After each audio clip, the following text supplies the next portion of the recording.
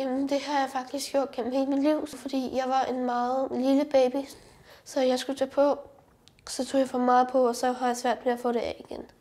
Jeg har prøvet en dag, da jeg åbnede en taske for at lave lektier, så lavede sedler om, hvorfor jeg skulle dø.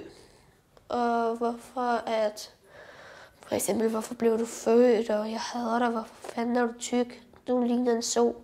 Jeg har sagt det til mine lærer, men de har faktisk ikke gjort noget. Altså, mine forældre prøvede at tage det op, men det hjalp faktisk ikke. Det gjorde det bare meget værre, fordi nogle gange, når forældre tager det op, så bliver det meget værre over i skolen.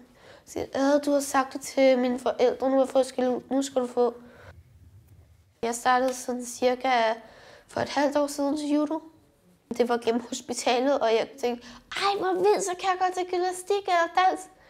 Nej, det er så du kan komme på, det er judo.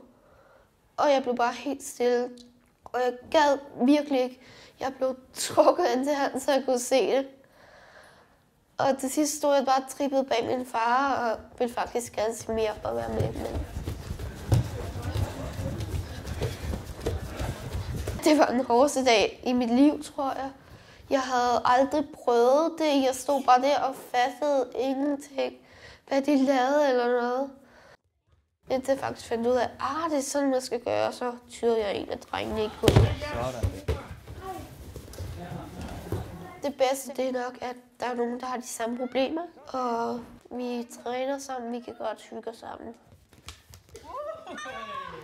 Et godt råd. Prøv at tabe jer. I prøver bare så godt I kan. Måske kommer I til at tage lidt på, men så I har gjort det så godt I kan. Lad være at give op. Det er aldrig for sent at tabe sig. Tro på dig selv.